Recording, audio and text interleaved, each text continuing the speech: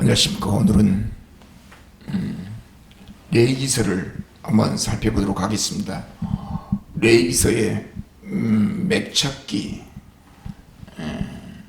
세 번째 시간이 되겠습니다. 모세 오경을 우리가 지금 계속 살펴보고 있는데, 창세기 출애굽기, 지난 시간까지 창세기 출애굽기에 대해서 이제 말씀을 드렸는데, 자, 오늘은 레위기서에 대해서 한번 알아보려고 합니다. 우리가 일반적으로 레위기서를 접하게 될 때에 어떻게 레위기서를 우리가 접근하면서 공부를 해야 되는가, 성경 레위기서를 어떠한 관점에서 어떠한 렌즈로 레위기서를 바라봐야 될 것인가, 이러한 문제에 관해서 한번 살펴보도록 하겠습니다. 사람들은 진공 상태에서 아무런 개념 없이, 성경관에 대한 신학적 개념 없이, 신앙적 개념 없이 진공 상태에서 성경에 뛰어들는 경우는 없습니다.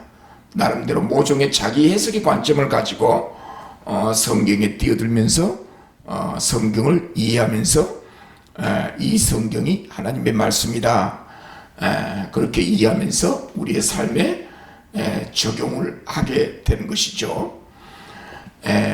레위기서는 하나님의 말씀입니다. 오늘 이 시간에 우리들은 어떤 의미에서 레위기서가 하나님의 말씀인가, 레위기서에 여러 가지 제사 제도를 말씀하셨잖아요.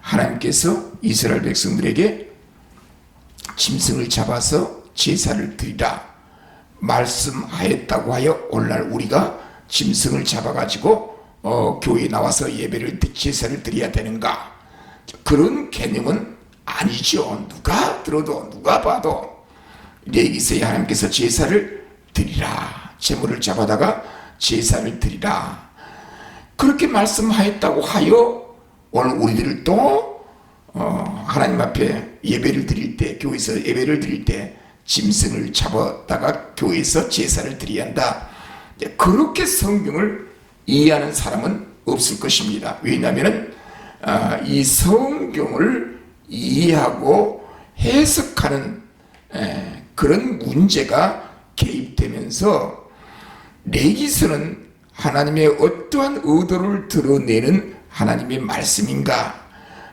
우리는 바르게 이것을 해석한다고 한다면, 이해한다고 한다면 오늘날 우리가 짐승을 잡아 제사를 드리는 일은 없을 거예요. 그래서 오늘 우리들은 이 레위기서를 통해서 한번 어떻게 우리가 하나님을 알고 신앙생활을 할 것인가. 성경은 우리가 믿고 있는 하나님이 어떠한 모습으로 그림을 그려지고 있는가, 계시하고 있는가, 성경을 통해서 그걸 확인한 다음에 그런 하나님을 믿는 우리들은 삶의 현장에서 어떻게 하나님을 섬기고 어떻게 그리스도인으로 이 세상을 살아갈 것인가, 대단히 중요하죠. 자, 여러분, 레위기서는 여호와께서 모세에게 말씀하여 이르시되라고 하는 내용이 매 장마다 이야기되어지고 있습니다. 무려 레위기서에서는 이 말씀이 37회 37번 등장합니다.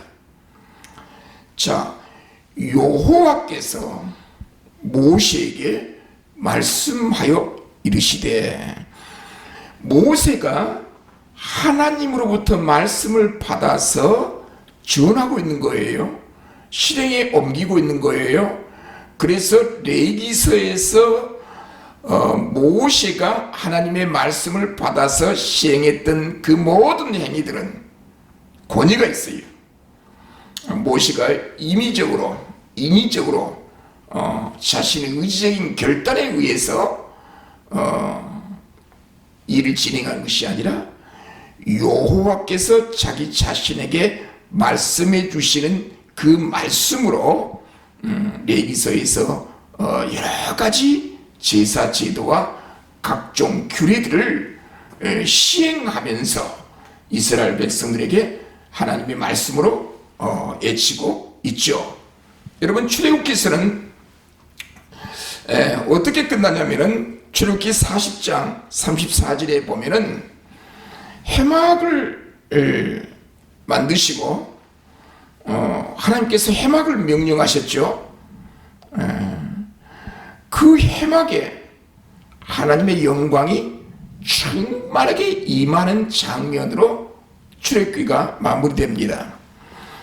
출애굽기 40장 35절에 보면 모세가 해막에 들어갈 수 없었으니 이는 구름이 해막 위에 덮이고 여호와의 영광이 성막에 충만함이었다. 자, 성막이라는 게 뭡니까? 예루살렘 성전은 솔로몬 다윗의 아들 솔로몬이 건축했죠. 그 건축으로 완공된 성전 이전에 이스라엘 백성들이 애굽에서 해방을 받아 광야 40년 동안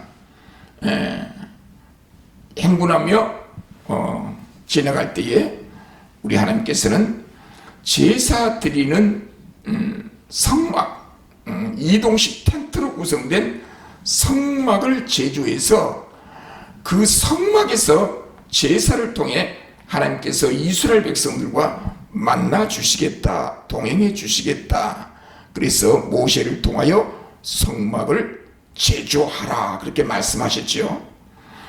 그 성막, 제조된 그 성막 안에 구름이 자욱하게 됩니다. 여러분, 성경에 보면은 구름이 나타난 현상은 신의 임재입니다. 하나님의 임재를 의미합니다.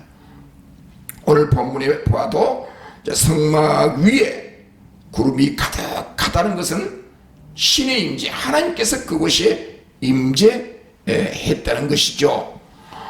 성막을 가득 덮은 여호와의 영광이 충만히 성막 위에 임했다는 것은 지금 광야 40년을 지나 행군하고 있는 광야 생활에서 하나님께서 모세와 함께 약속해 주셨던 그 약속의 말씀 따라 이스라엘 백성들과 지금 함께하고 계신다는 사실을 보여준 것이 성막에 구름이 자욱하여 하나님의 영광이 충만히 임재하는 것으로 이스라엘 백성들에게 함께 하신다는 사실을 보여주고 있습니다. 여러분, 다니엘서 13장에 가면은 사람의 아들 같은 이가 있는데, 신약 성경에서 여러분, 예수님께서 항상 자기 자신을 가리켜 나는 인자다, 인자가 온 것은 섬김을 받으려 함이 아니라 도리어 섬기려 하고 많은 사람들의 대속물로 주려고 왔다, 예수님께서 그렇게 말씀하셨죠. 자, 예수님께서는 자기 자신을 인자라, 내가 인자다, 인자란 말은 사람의 아들이죠. 그러니까 그 인자, 다니엘서에서 사람의 아들 같은 이가, 인자 같은 이가 뭘 타고 나타났어요? 다니엘서 7장 13절에 보면 다니엘이 환상 중에 내가 밤중에 보니 인자 같은 이가 구름을 타고 구름을 타고 와서, 그런 말씀이 있죠.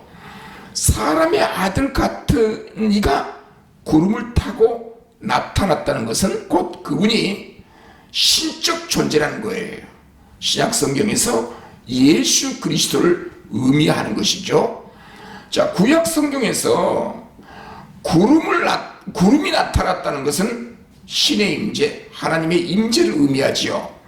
예수 그리스도께서 하나님의 아들로서 구름을 타고 가셨고 오실 때에도 이제 구름을 타고 본 그대로 다시 재림할 것을 하실 것을 우리에게 말씀해 주셨는데, 바로 구름이 나타난 현상은 신의 임재, 하나님의 영광이 임재하는 모습을 가시적으로 보여준 내용인데, 성막 위에 구름이 나타나서 여호와의 영광이 충만히 임했다는 사실로서 출애굽기서는 종교를 짓습니다. 자, 출애굽기서에서 말씀하신 성막이 가득한 그 여호와의 영광이 이스라엘 백성들과 함께하고 계신다는 것. 그래서 이 출애굽기가 끝나는 이 레위기서는 출애굽기가 끝나는 그 장소로부터 시작합니다. 그래서 1장 1절에 보시면 다 같이 1장 1절을 볼까요? 여호와께서 레위기 1장 1절입니다. 여호와께서 해막에서 모세를 부르시고 그에게 말씀하여 이르시되 이스라엘 자손에게 말하여 이르라. 이전에 이렇게 시작하고 있죠. 레위기서는 바로 이 해막에서 모세를 불러 말씀하시는 장면으로부터 레위기서가 시작되고 있습니다. 레위기서를 우리가 공부를 하다가 보면 뭐 재물을 짐승을 잡아다가 각을 뜨고 피를 뿌리고 제사를 드리는 그 여러 가지 그 장면들을 묘사한 부분이 많이 기록되고 있는데 이런 말씀을 읽다가 이런 내용들이 오늘날 우리와 무슨 상관이 있는가 그렇게 고민하게 되는 경우들이 많이 있죠. 우리들은 이 레위기서가 오늘 우리와 상관이 없다고 한다면, 우리가 무관하다고 한다면 그 문제가 있죠. 이 레위기서 역시 오늘 우리와 아주 밀접한 관계하에 있습니다. 우리의 구원을 위해서 하나님께서 말씀하신 그 말씀으로서 레위기서는 오늘 우리들에게 여전히 능력을 가져다주고 구원을 가져다주고 하나님의 사랑이 무엇인지를, 여호와의 신실하심이 어떠한 것인지를 이제 우리에게 보여주고 있습니다. 이 레위기서를 어떻게 설명하면 좋을까 목회를 하면서 항상 그런 고민을 해봅니다. 자, 유대인들은 신약과 구약의 개념이 없습니다. 유대인들은 예수 그리스도를 인정하지 않잖아요. 부인하잖아요. 그럼 우리는 예수 그리스도를 하나님의 아들로 인정하잖아요. 예수 그리스도가 하나님의 아들로서 하나님의 나라로서 천국을 가지고 이 땅에 오신 분. 그래서 우리는 예수님을 하나님의 아들로서 주는 그리스도시요 살아계신 하나님의 아들이십니다. 이런 내용으로 구성된 신약 성경을 우리는 인정합니다. 그래서 신약 성경에 등장한 말씀한 하나님의 아들 예수 그리스도는 구약 성경에서 하나님의 아들로 예언되어졌다가 신약 성경에서 예수 그리스도가 오셔서 구약을 성취하는 분으로 우리에게 말씀하심으로써 우리는 구약과 신약을 하나님의 말씀으로 믿는 것이죠. 구약을 장차 오실 하나님의 아들, 그 아들이신 예수 그리스도를 통하여, 메시아를 통하여 하나님의 구원을 약속한 부분이, 예언해주고 있는 부분이 구약 성경이고, 신약 성경은 그 예언에 따라 성취하신 분으로 우리에게 말씀하심으로써 우리는 구약과 신약을 하나님의 말씀이라 그렇게 믿습니다. 그러나 유대인들은 신약과 구약의 개념이 없어요. 예수 그리스도를 믿지 않기 때문에, 하나님의 아들로 인정하지 않기 때문에 신약과 구약의 개념이 없고 신약도 인정하지 않고 신약을 정경으로 받아들이지 않습니다. 구약만을 하나님의 말씀으로 인정하는데 유대인들은 구약이라는 말도 사용하지 않습니다. 구약이라는 말은 신약을 전제한 용어 개념 아닙니까? 그래서 유대인들은 히브리어 성경이라 그렇게 말합니다. 자, 유대인들은 히브리어 성경만을 하나님의 정경, 하나님께 주신 말씀 정경으로 받아들이면서 그들은 구약 성경을 통해서만 성경을 이해하고 해석합니다. 그러나 우리 개혁교회는, 우리 개신교 개혁교회는 그리스도교는 신약인 예수 그리스도를 통하여 구약을 해고적으로, 전망적으로 바라보죠. 구약을 해고적으로, 신약을 해고적으로 바라보면서 구약과 신약을 유기적인 관계, 이런 관계를 어떻게 목회하면서 많은 사람들에게, 성도들에게 이걸 가르쳐야 될 것인가 많이들 고민해 보게 됩니다. 우리 목회자들은 성경의 많은 지식을, 성경적 많은 지식을 알고 있다는 것이 중요한 것이 아니라, 물론 그것도 중요하죠. 많이 알고 있는 것도 중요하죠. 많이 알고 있는 것도 중요하지만 이 알고 있는 이 지식을, 성경적 지식을, 성경에 말씀하신 하나님에 관한 지식을 성도들에게 어떻게 쉽게 풀어 가르칠 것인가, 그 문제를 늘 고민하게 됩니다. 우리 목회자들에게 그것이 숙제였지요.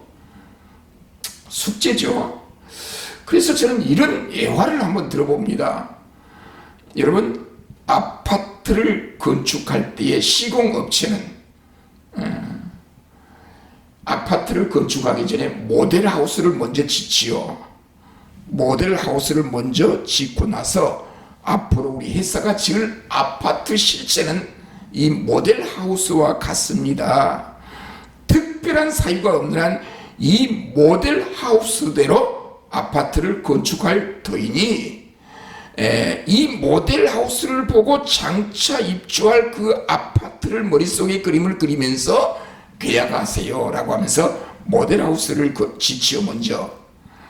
그런데 여러분, 본 아파트를 다 완공한 이후에는 어떻게 합니까? 그 모델하우스를 어떻게 합니까? 철거하죠.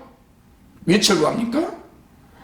그 모델하우스의 실체인 아파트가 건축되었으니 이제 모델하우스를 통해서 아파트를 설명한 것이 아니라 그 모델하우스대로 건축한 실제 아파트를 통해서 시공사는 자신들의 그 아파트 건축을, 아파트를 실체를 이야기를 하는 거 아니겠습니까?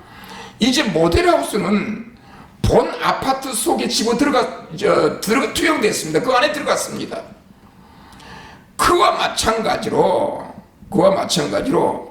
구약의 모든 제사 제도는 그림자라 장차 오실 하나님의 아들 예수 그리스도를 통한 하나님의 구원이 레위기서에 어떻게 약속되어졌고 예언되어져 있는가, 그걸 레위기서를 통해서 보여준다는 거예요.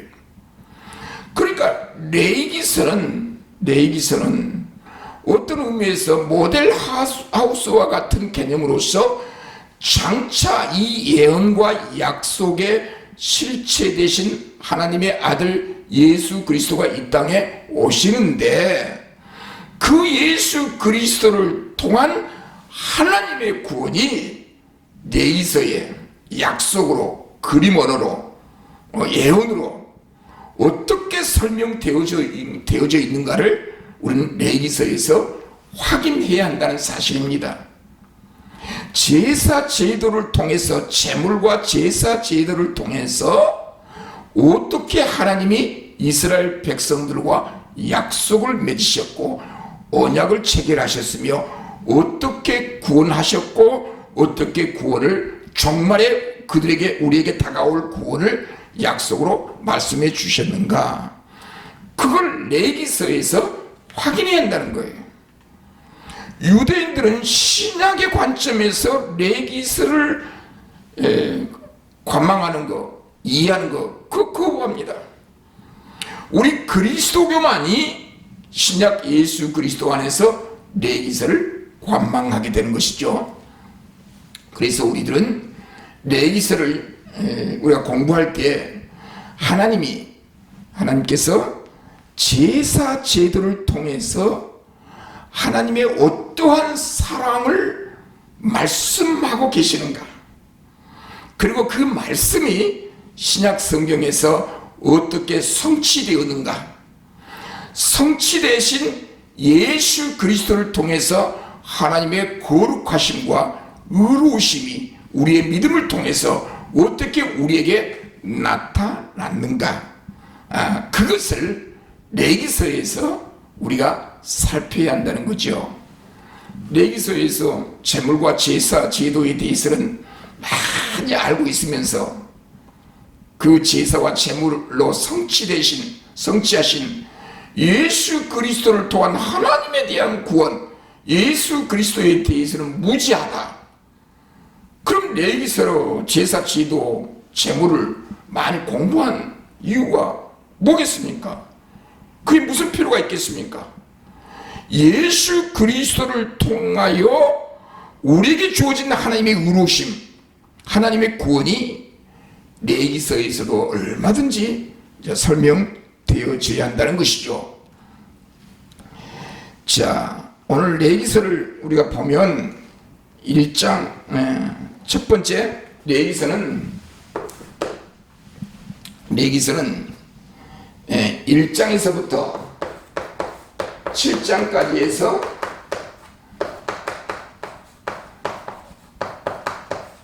주요 제사에 대해서 언급합니다. 그러니까 1장에서 7절까지는 이제 레위기서를 통해서 주어진 5대 제사가 있죠. 그 제사들마다 우리 하나님께서 의도하고 계신 하나님의 말씀, 하나님이 뭘 우리에게 알려주시려고 5대 제사를 명하셨는가, 이에 대해서 1장에서부터 7장까지 이제 확인하게 되고요. 두 번째는 8장에서 10장까지 해서 제사장의 이임식입니다. 이임식. 이 제사장이 중요합니까? 이스라엘 나라는 다른 이방 민족에게서 가질 수 없는 것을 가지고 있어요. 그게 제사 제도요, 제사장입니다. 제사장. 그래서 제사장 국가라고 하는데, 하나님께서는 이스라엘 백성들과 제물과 제사를 통해서 만나 주십니다. 그런데 문제는 그 제사는 제사장을 통하지 않고는 하나님 앞에 제사를 드릴 수가 없어요.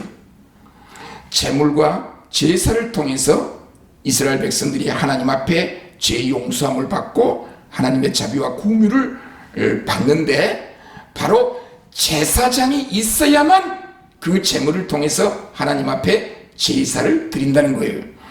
하나님의 제사는, 하나님께서 우리에게 요구하신 제사는, 제사를 통해서 하나님 앞에 죄 용서함을 받는 이 제사는 아무렇게나 누구나 다 그 제사를 드린 것이 아니라 바로 제사장을 통해서 드려진 이 제사, 이 이야기는 장차 하나님의 아들 예수 그리스도께서 우리의 제사장이 되셔서 우리의 죄를 용서해 주셨다는 사실을 알게 하고 깨닫게 하고 알려주시기 위해서, 계시하기 위하여 8장에서 10장까지 해서, 레위기 8장에서 10장까지 해서 철저하게 이 제사장에 관해서 언급하고, 그 위임식, 제사장의 위임식이 얼마나 소중하다는 것을 이제 우리에게 보여줍니다.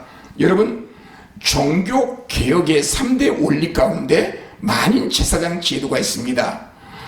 자, 우리가 신부 사제를 통해서 하나님 앞에 죄 용서함을 구한 것이 아니라, 우리가 하나님 앞에 직접 나아가 우리의 죄를 자백하고 죄 용서를 구하는 그런 기도를 하나님 앞에 드릴 수 있다는 겁니다. 근데 여기서 우리가 중요하게 우리가 여기서 짚고 넘어가야 되는 것은, 우리가 직접 하나님 앞에 나간 게 아니고 누구 이름으로 나갑니까? 예수 그리스도 이름으로 하나님 앞에 나간 겁니다.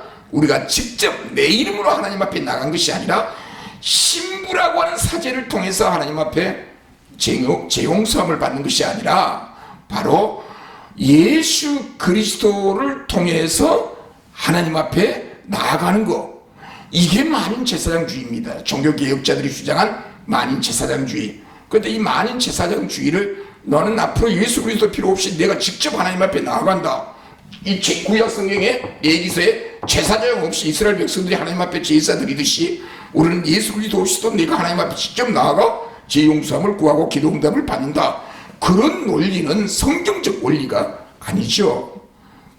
그래서 우리들은 기도할 때도 내 이름으로 하나님 앞에 기도하는 것이 아니라 예수 그리스도 이름으로 하나님 앞에 나아가 기도하여 응답을 받는 거죠. 하나님 앞에. 우리 하나님은 예수 그리스도를 통하지 않고는 우리를 받아주시지 않는다는 거예요.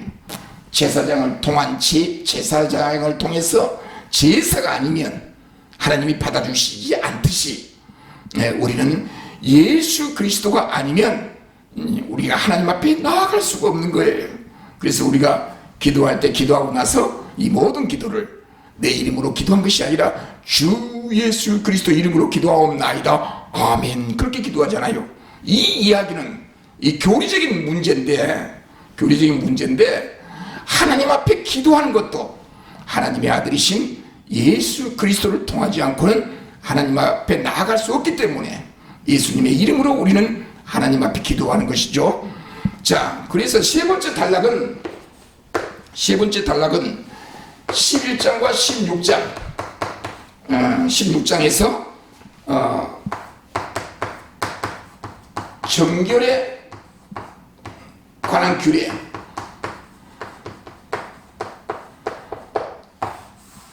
정결하지 아니하면, 여러분, 거룩하지 아니하면, 정결하지 아니하면 우리는 하나님 앞에 접근할 수가 없지요. 죄로 말미암아 타락된 우리 인간이 하나님을 의식할 수 있는, 지식할 수 있는 그런 신앙은 전혀 우리에게 없습니다. 그래서 성경은 이렇게 말합니다. 죽을 수밖에 없었던이 아니라 이미 죽었던, 영적으로 사망 상태에 있는 우리들이 하나님 앞에 나아가려면 누군가가 오셔서, 인간이 아닌 신적 존재가 오셔서 우리를 죽었던 자리에서 살려주지 않고는 하나님 앞에 나아갈 수가 없다는 거예요. 그러니까 죽었던 자, 거룩하지 못한 자, 정결하지 못한 자는 하나님 앞에 나아갈 수가 없는데, 정결하지 않고는, 거룩하지 않고는 하나님 앞에 나아갈 수가 없어요. 하나님을 만날 수가 없어요. 그래서 구약 이스라엘 백성들에게 하나님께서 모세를 통하여 각종 규례를 주죠. 이렇게 부정한 사람들이 정결하게 되는 방법은 이렇게 여차여차 이런 제사를 드려야 한다. 제사는 반드시 제사장을 통해서 드려야 한다. 하나님께서 응답해 주셨을 때는 내 죄가 용서되고, 정결치 못한 내가 정결하게 되고, 거룩하지 못한 내가 거룩하게 되고. 그래서 오늘날 우리들의 신앙생활은 레위기서를 통해서 살펴본 우리들의 신앙은 정결해야 되고 거룩해야 됩니다. 정결하지 않고 거룩하지 않는다고 한다면 거기에 하나님의 심판이 임합니다. 하나님의 저주가 임합니다. 하나님의 형벌이 임합니다. 왜? 하나님은 거룩하신 분이기 때문에. 거룩하지 못한 거기에는 하나님의 무서운 심판이 임합니다. 그래서 우리 하나님께서는 영원한 저주의 형벌 가운데서 우리를 구원하시려고, 구속하시려고 제사 제도를 허락해 주시고 제사장을 허락해 주셨다는 거예요. 그래서 이스라엘 백성들의 한 중앙에는 제사 제도 개념이 자리 잡고 있습니다. 제사가 아니면 이스라엘 백성들이 하나님과 올바른 관계를 맺지 못합니다. 그래서 우리 하나님께서는 성막에서 제사장이 제사를 드리는 그 가운데 우리 하나님께서 임재하셔서 우리를 만나 주시겠다는 사실이 바로 레위기서에 기록되고 있죠.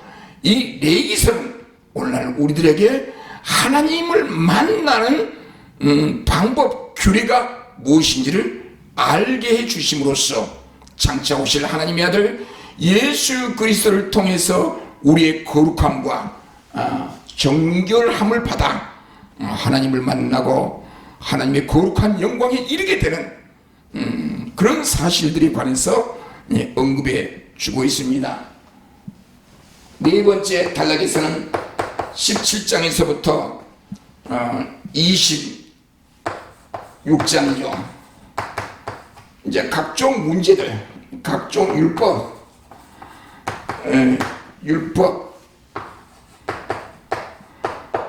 법규들을 이야기하고 있죠.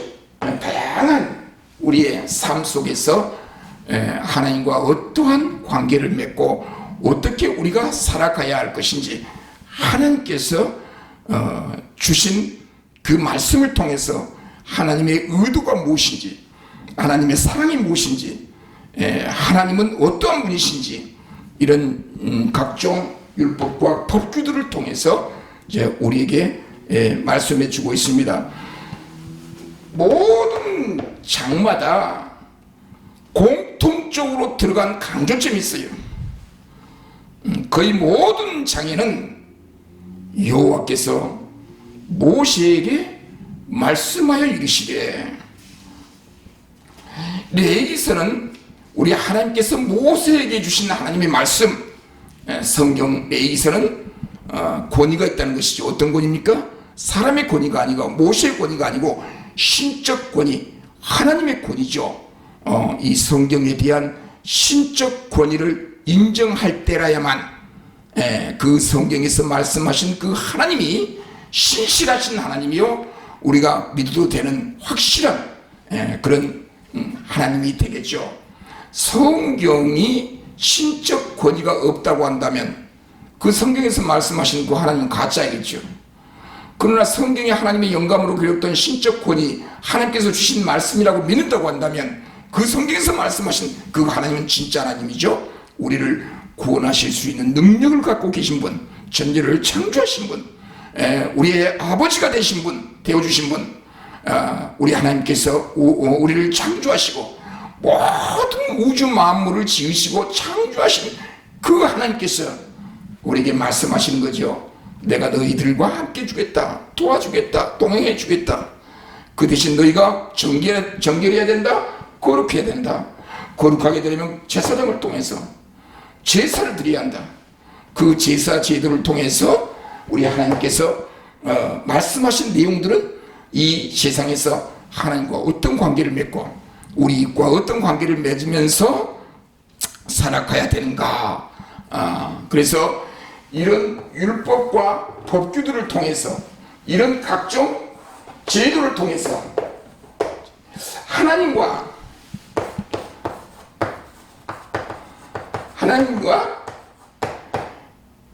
이스라엘 백성과의 관계, 이 관계를 설명해 주고 있더라는 거예요. 어떤 관계입니까? 어떤 관계입니까? 하나님과 이스라엘 백성들은 어떤 관계입니까?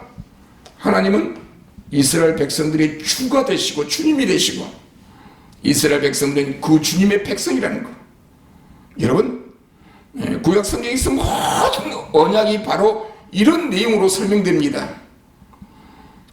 주님의 백성, 여호와 하나님의 백성인 이스라엘은 주인신, 주님이신 여호와 하나님 앞에 충성해야 되겠죠? 복종해야 되겠죠? 여러분, 복종하게 되면, 이스라엘 백성들이 하나님께 복종하게 되면, 순종하게 되면 왕이신 여호와께서 그 백성들에게 하사품을 주죠. 도와주시고 보호해 주시고 그 영토 안에서 살아갈 수 있도록 왕이신 여호와께서 책임져 주시는 거예요. 그래서 우리 하나님께서는 이런 언약이라고 하는 카테고리 틀을 통해서 하나님은 우리 아버지가 되시고 여호와가 되시고 창조주가 되시고 우리는 그의 백성이다. 백성들에게 우리 하나님은 어떻게 만나주시고 동행해 주신가, 어떻게 거룩하게 해주시는가? 제사장을 통해서 거룩하게 하시고 정결하게 해주신다는 거. 이스라엘, 그런 의미에서 이스라엘 백성들의 한 중앙에는 제사 제도가 자리 잡고 있다는 거. 이것이 레위기서에서 보여준 내용입니다. 이 성막은 하나님의 두 가지 속성을 우리에게 계시해 주고 있습니다. 하나님의 심판과 하나님의 긍휼, 자비, 구원. 심판과 구원, 이 두 가지 이 하나님의 속성을 우리에게 보여주고 있습니다. 여러분, 출애굽기서는 우리의 지난 시간에 출애굽기에 대해서 살펴봤죠. 출애굽기서는 시내 산에서 말씀하십니다. 출애굽기서에서는 시내 산에서 모세에게 말씀해 주셨다고 한다면, 레위기서는 해막에서 모세를 통해서 말씀해 주고 계신다는 거. 우리는 이스라엘 백성들이 애굽에서 구출을 받았지요. 이스라엘 백성들이 애굽에서 구출을 받는 것이 궁극적인 목적이라고 한다면, 구출받은 이후에 이스라엘 백성들에게 제사 제도를 언급할 이유가 없었겠지요. 자, 제사 제도를 언급해 주었다는 것은 이스라엘 백성들의 생존의 목적이 있는 것이 아니라 이스라엘 백성들은 제사장 나라가 되어서 하나님과 이스라엘 백성, 하나님과 인간이 만나는 그 장소로서 제물, 제사 가운데 임재하신 여호와께서 장차 하나님의 아들이신 예수 그리스도께서 이 땅에 오셔서 우리의 죄와 허물 가운데서 우리를 구원해 주실 그런 하나님의 아들로서 구속주이심을 레위기서에서 예언해 주고 약속해 주고 있는 것이죠. 이 말씀을 우리에게 해주고 있다는 사실입니다. 자, 오늘 이 시간에 우리들은 이런 용어들에 대해서 한번 생각해 볼 필요가 있습니다. 동행, 그 다음에 거룩, 성결, 이런 용어들을 우리가 생각해 볼 수가 있는데, 우리가 하나님과 동행하려면 여러 가지 말들을 하죠. 동행하려면 이렇게 살아야 되고, 이런 행동을 해야 되고, 교회 열심히 나와야 되고, 주일 성수해야 되고, 물론 주일 성수해야죠. 이렇게 11절을 많이 하면 주님이 동행해 주십니다. 복을 주십니다. 물론 우리가 헌금을 해야죠. 그러나 성경에서 동행이란 말을 사용할 때에는 인간의 행위 여하에 따라서 하나님과의 동행이 결정되는 것이 아니고, 하나님의 아들이신 예수 그리스도의 이름이 아니고서는 하나님과 동행할 수가 없다는 거예요. 예수 그리스도가 아니면 하나님께서 우리와 함께 해주시지 않는다는 거예요. 그걸 지금 레위기서에서 보여준 거예요. 동행. 그래서 예수 그리스도는 임마누엘, 하나님과 함께 하십니다. 여러분, 우리가 하나님과 동행하려면 하나님이 돈 받고 동행해 주겠어요? 우리 행위 여하에 따라 동행해 주고 안 해주고 결정하겠습니까? 그것은 아니고요. 물론 우리가 하나님 앞에 그리스도인들이 그렇게 살아가야 되는 것은 기정사실입니다. 그러나 이 동행, 거룩, 정결이라는 말을 사용할 때에는 하나님의 아들이신 예수 그리스도를 통하지 않고는 이룰 수 없는 수준, 그것이 동행이요, 거룩이요, 정결함이라는 거예요. 그래서 내가 이 땅에 살아가면서 여러 가지 아픔과 고통과 실수로 인하여 얼룩져 있는 우리의 삶의 현장에 성령께서 임재하셔서, 여호와의 영 성령께서 충만히 우리 삶의 현장에 함께 해주셔서 누구를 고백하게 만듭니까? 예수 그리스도를 고백하게 만듭니다. 그래서 예수 그리스도를 주로 시인하게 만들어줍니다. 그래서 예수 그리스도가 아니면 하나님 앞에 구원받을 수 없다는 것, 의롭다 하심을 받을 수 없다는 것. 우리 하나님은 예수 그리스도 외에 우리 인간의 자발적인 어떤 의지나 자율성에 의해서 우리에게 하나님의 거룩하심이 주어진다는 것은 성경적인 원리가 아닙니다. 오로지 구약의 약속을 성취하신, 십자가를 통해서 성취하신 예수 그리스도가 아니면 우리는 하나님과 동행할 수가 없고 거룩해질 수가 없고 정결해질 수가 없습니다. 그래서 우리 주님이 장차 보혜사가 오면 그 보혜사가 우리를 길 가운데로 인도해 주실 것이다. 세상 끝날까지 너희와 함께 해주시겠다. 예수 그리스도를 믿는 우리들에게 우리 하나님은 말씀합니다. 세상 끝날까지 우리와 함께 해주시고 동행해 주시겠다고 합니다. 내가 좀 부족해도, 내가 좀 연약해도, 약점이 많이 있다 하더라도 주님의 십자가를 믿고 의지하는 그런 주의 종들에게 우리 주님은 우리를 거룩하다 하시고 정결하다 하시고 의롭다 하시고 동행해 주시고 구원해 주신다는 사실입니다. 바로 레위기서는 어린 양의 희생을 통해서 이스라엘 백성들이 구원함을 받듯이 오늘날 우리들은 어린 양 대신 예수 그리스도를 통해서 구원함을 받는다는 사실. 그래서 레위기서 결론을 한번 이야기해 보겠습니다. 그대로 제가 한번 읽어드리겠습니다. 레위기는 거룩하지 못한 이스라엘 백성들이 거룩하게 되려면 거룩하지 못한 자신들의 행위에 대한 책임을 누군가가 대신 받아야 한다는 것을 보여준다. 하나님의 공의로우심은 거룩하지 못한 대상은 반드시 저주와 희생을 당해야만 한다. 죄값으로 인하여 반드시 저주를 받아야 될 이스라엘 백성들을 대신해서 우리 하나님은 어린 양을 친십니다. 어린 양의 희생은 이스라엘 백성의 죽음과 저주로부터 구원을 받게 한다. 거룩하지 못한 자를 거룩하게 하는 거룩하게 하여 구원을 받게 한다. 그래서 이스라엘 백성에게는 이 어린 양의 희생이 그들의 중심에 놓여 있다. 그들의 생명이요 삶이다. 이 어린 양의 죽음은 거룩하지 못한 결과로 오는 저주를 이스라엘을 대신해 주는 희생으로 간주해 주는 것이다. 이것이 바로 제사를 통한 어린 양의 희생의 제사이다. 어린 양의 희생은 결국 예수 그리스도의 십자가 희생으로 이어진다. 얼마나 귀한 말씀입니까? 오늘 이 시간에 레위기서를 우리가 공부를 했는데 레위기서를 많이 읽으십시오. 그 문맥 사이사이에 흘러넘치는 하나님의 사랑, 구속, 긍휼, 자비, 은혜, 동행, 레위기서 문맥 사이사이에 넘쳐흐르는 이런 하나님의 구원과 은총이 레위기서를 공부하고 레위기서를 이해하는 여러분들에게 충만히 임하시기를 주님의 이름으로 축원드립니다. 감사합니다.